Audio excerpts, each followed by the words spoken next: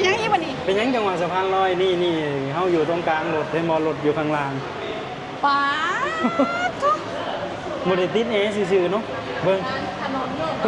บริติดแน่อย่างเดียว กลางถนนเลย แต่ว่าอยู่กลางถนนทุกคนตอนนี้ป้าง งนะ งงเพลง ครั้งแรกก็คิดว่าโดนหลอกแล้ว สองสามสวัสดีครับ สวัสดีครับพี่สบายดีน้อง สบายดีเอฟซีไอกินแหลงจ้า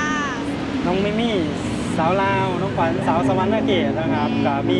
พี่เอฟซีหลายคนคิดฮอดคิดถึงนะครับก็เป็นอาทิตย์หนึ่งแล้วนะครับที่เราได้มาถ่ายคลิปนะครับเปิดว่าพาน้องๆไปชมความเจริญแถวย่านสยามสแควร์นะครับกับไปแล้วคลิปหนึ่งนะครับวันสิบ้าขึ้นนี่เปิดปิดก่อนเนาะ เพิ่นปิดก่อน จะว่ามานี่นะครับสีพาน้องๆไปเปิดหูเปิดตาบอลหนึ่งที่นี่แปลกมากน้องแบบทางบ้านเฮานี่สิบ่มี แปะยังไงบูมีอย่าง งงบ่ งง แปลกแห้งน้องเพราะว่าน้องขวัญน้องมิมี่อาจจะเคยเห็นเพิ่นติดแอร์น้ำบ้านน้ำห่าง แมน แต่ว่าที่นี่เพิ่นติดให้สะพานลอย ว้าวโอ้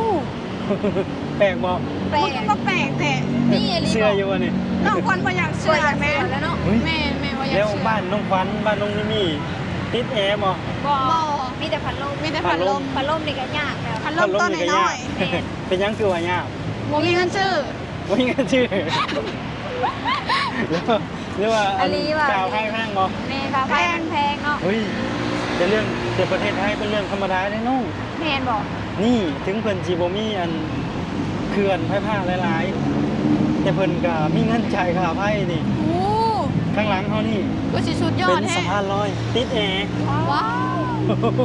บ่อยาก ว้าวเลยก็อยากไปเบิ่งเลยนะทุก เฮ้ ค ย น อยากไปเบิ่งบ่ แม่ น้องมิมี่น้องพันธุ์จำได้บ่ปีที่แล้ว บ้านเฮาเปิดสะพานลอยแห่งแรก อยู่ไส ในเวียงจันทน์ อยู่เวียงจันทน์ อ๋อแล้วก็มีสาวมนุษย์ทำ บ่ ค ได้ นหนึ ยิ ง น บอ เนาะ กว่า เคยได้ยิน ย่านคนไทยอิจฉาลาวมีสะพานลอยแล้ว แม่นบอก มีน อุ้ยอยากไปเบิ่งแล้ว มาจีอิจฉาได้จังไดน้องนี่สะพานลอยของเพิ่นข้างหน้านี่ ป้าด ติดแอร์แล้วก็มีหลายบอลพร้อม ก็แล้วก็อยากไปเบิ่งไปเบิ่งไป เสื้ออยู่ว่านี่ บ่เชื่อ เออ ไป บ่เชื่ น้องไปพิสูจน์เบิ่งเนาะ ต้อง ลองไปพิสูจน์กัน แม่น ขึ้นไปเลยตำบลนี่สะพานลอยติดแอร์ วันที่แม่เกิดมาเพิ่งจะเคยพอเคยเห็นทุกคน อันนี้เขาอยู่ห่าง ตอนนี้อยู่ สยามสเคปกับ MBK สยามสเคป Center ที่ว่ามันเสื่อมกันเนาะ เชื่อมต่อกันกับ ใช่ MPK ว้า เบิ่งสะพานลอยเบิ่งคืองามแท้ สะพานลอยเปิดอุ้ย ก็มาสะพานลอยอันหนึงบ้านเฮานี่บ่ได้มุ่งหลังคาแบบนี้เด้ งอ มินที่ผมมุ่งหลังคาเวลาเห็นคนเราต้องเวียงกล้องออกต้องกระจายเพิ่นเข้าใจอ่ะมันไม่มีเวลามีคนเดินมีคนดูเขาต้องเวียงกล้องออกข้างนอก เบิ่ง แม่ วิว จะ ทุ ไป กคน เวียงตึกกล้องเขาเดินเป็นอะไรเมื่อยแล้ว เมื่ ขึ้ อน ย มาที่จริงมันมีบันไดเลื่อนขึ้นมาอยู่ได้เนาะ นางได้แต่ว่านี่ อันโอ้ยบนนั่งก็ได้พิงเอา เมื่อย สะพานลอยเพิ่นได้นี่แม่นี่บ่นี่สะพานลอยคืองามแท้ คืองามแทนนี่บ่อยากเสืออะไรนะ เข้ามาหรือเย็นป่วย เย็น เห็นอยู่ยังบ่เห็นบ่ แม่น บ่เห็นแน่ นี่น้องหลายตัวเลย โอ้ไปนี่นี่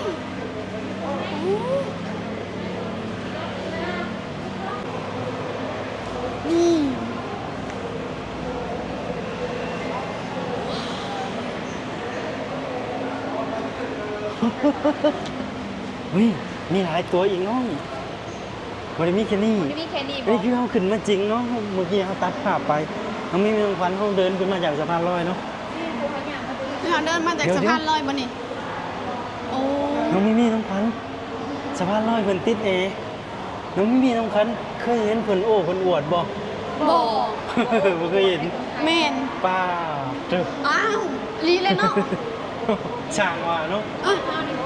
ผ่านบ้านข้าวนี่โว้ย เนาะ อลังการเลยแหละ ในบ้านเฮายังบ่ได้ติดแอร์บ่ได้เนาะ บ่ได้ ค่าไฟมันก็แพง ข้างไพ่แพง บ่ ใคร มี จะ เงิน ไป อีก เสีย นี่มันติดแต่สะพานลอย ว้า แล้วมี อันนี้ก็คืออยู่ตรงสะพานลอย ใคร ทุก จ่าย คน ค่าไฟ โห สงสัยว่าเขาจะเอาเงินมาใส่จ่ายค่าไฟจ่าย พี่ก็บ่รู้คือกัน จ่าย เป็นของ ค่า ห่างบ่หรือว่าเป็นของ เป็นของอะไรประชาชนรวมในที แม่นเป็นเงินประชาชนบ่หรือว่าเป็นของห่างก็บ่แน่ใจเนาะ เป็นของหลัก แต่ว่าสะพานลอยอย่างเดียวไม่พอได้น้อง เป็นยังอีกวันนี้ เป็นหยังจังหวะสะพานลอยนี่เฮาอยู่ตรงกลางรถเห็นบ่รถอยู่ข้างล่าง ป้าทุก บ่ได้ติดแอร์ซื่อๆเนาะเบิ่ง กลางถนนเลย บริติดแน่อย่างเดียว กลางถนนเลย แต่ว่าอยู่กลางถนนทุกคนตอนนี้ป้าง งไหม งงแหง ครั้งแรกก็คิดว่าโดนหลอกแล้ว สองสาว ครั้งแรกก็คิดว่าถึงหรอก มีเอง ติดแอร์ ป้า แล้วงามด้วย อันนี้คือเห็นยังไง งามมาลี อยู่ใน นี่ เทศกาลคริสต์มาส ไอ้ต้นคริสต์มาสมีต้นคริสต์มาสน งงมากนะนี่แค่สะพานลอยยังทำขนาดนี้ ำป้าอย่างคือสิมาหรูหราอลังการขนาดนี้ทุกคน น้องควันก็เพิ่งสิเคยเห็นเนาะอันนี้ประเทศไทย แล้วเพิ่นมีหลายที่ด้วยนะใช่ มีแต่ดิ่ง สะพานลอยติดแอร์ว่าซะ บางสถานที่เพิ่นมีรถเมล์ติดแอร์เอ้ยฉันพูดผิดป้ายรถเมล์ติดแอร์ ใครเป็นเมตีเองกับมี ใช่ มีอีกหมอ มี ว่าไม่ต้องอยากเห็นแท้ แล้ววันหนา ไม่ติดได้เป็นยุคน้ำเลย ป้ายรถเมล์มันอยู่ริมถนน เขาจะสิไปติดกันไหน เฮ้ยอลังการมาน้อง อลังการเอง ว้าเติงงามมาลีงานเป็นบ่นะ บ่เป็น พี่กับบ่เป็นคือกัน อ้า ใช่เป็นห้าง ห่าง มัน เชื่อมต่อกับ MBK ห้างของสยามสแควร์มาเชื่อมกับ MBK อ๋อคักคัก เมื่อกี้ก็เห็นแอร์แล้วเนาะน้อง เห็นแอร์แล้วเมื่อกี้ ๆใช่ คักกะลีเนาะ ดูโล่งเนาะใหญ่ด้วยสะพานลอย เม เนาะ น กว้างใหญ่สวยงามป้าเกิดรู้ละเป็นอำนวยความสะดวกให้ทั้งคนแล้วก็นักท่องเที่ยว บ่อยากจะเชื่อเลยว่ามีแบบนี้สะพานลอยอะพี่ลีได้ เพราะว่าที่ว่า เบิ่งลูกแอร์มันออกมาน้องๆอันนั้นใช่อันนั้นเป็นลูกแอร์ เป็นตั้งสไลด์โตเลยทุกคน เต็มสะพานเย็นเจี๊ยบเลยเนาะ ใช่ มีแต่ แ แอร์หมาเลยเนี่ย จะหนาวเนาะ คักกะลีนี่ป้าดโถ สุดยอด สุดยอดเลยดีคักคักคัก เดี๋ยวพี่จะพาน้องๆมาเดินตรงนี้อีกครับเบิ่งนี่ห้าง MBK ไม่รู้ว่าเดินได้หรือเปล่า น่าจะเดินได้ริมใช่ เดินได้กว้างใหญ่ คือกว้างขวางแค่นั้น ใหญ่กว้าง บรรยากาศก็ดีนะ ลมทุกคนโต๊ะ แม่ เมื่อกี้เขาออกมาจากนี้เนาะนี่ให้มาน้อง ทะลุมาทั้งหอดพี่แหละทุกคน เห็นบอกตึกสูงๆอันนี้นี่ที่ว่าน้องควันสิขึ้นไปแต่ว่าขึ้นบ่ได้นี่ตึกสยามสแควร์เนาะ ๆเย็นมากนะ เย็นเนาะ เย็นมาก ว่าอากาศนี่ดีไหม ออกมาแล้วสวยมากนะ โอ้ข้างนอกคืองามแท้เนาะ โอ้คือสวยแท้ คือเป็นแปลกๆแต่อันนี้ค่ะฮะ เนาะงามเนาะ มันตัวยังไง แมวน้ำบนน้องควันคืออย่างนี้ตอนนี้อยู่ที่ระเบียงห่าง MBK เนาะ หรูแท้ขนาดระเบียงกันยังมีหมอกหนัก ใช่มีบอลน้ำมีบอลเดิม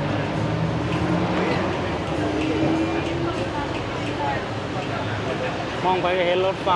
วิ่งมาแล้ว อุ้ยรถไฟก็มาทุกคนเห็นบนรถไฟนี่ทุกคนโอ้ ที่ว่าเมื่อกี้เขายางมาจากนี่เนาะ แม่น สะพานลอยเนาะ แม่น สะพานลอยข้ามถนน สะพานลอยติดแอร์เนาะค่ะมา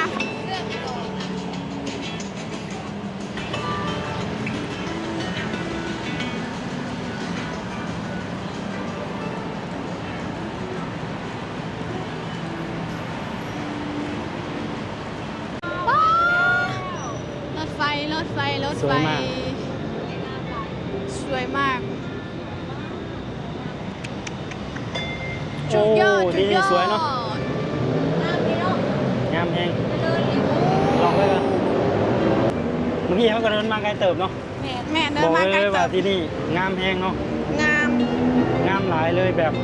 อลังการมาก พูดเจริญ ลูกหน้าเสือเนาะว่าสิมีเนาะ แม่น ตอนแรกคิดว่าโดนหลอก คิด เป็น ว่า อะไร โดนหลอก จากการได้ไปสัมผัสตัวจริง พอได้มาสัมผัสตัวจริงแล้วแบบบ่อยาก แอร์หลาย เชื่อ โต๊ะ เล อยู่ในไหน ตื่นเต้นเพลง